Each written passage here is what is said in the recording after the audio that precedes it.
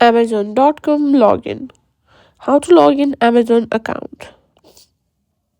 In today's tutorial, I'm going to show you how to log into your Amazon account, whether you're shopping or managing your orders. It's important to know how to easily access your account, so let's get started.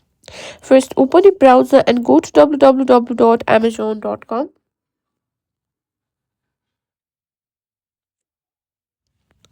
Now, if you're using the Amazon app, just tap to open it on your phone or tablet. Now, on the Amazon homepage, you'll see a sign in button located at the top right of the screen. Here, simply tap on it, and here you can find an option that says sign in.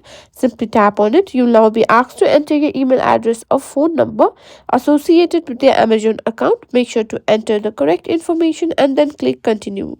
Now you'll be prompted to enter your password. Type in the password and simply click on sign in, and that's it. You're now logged into your Amazon account and ready to browse.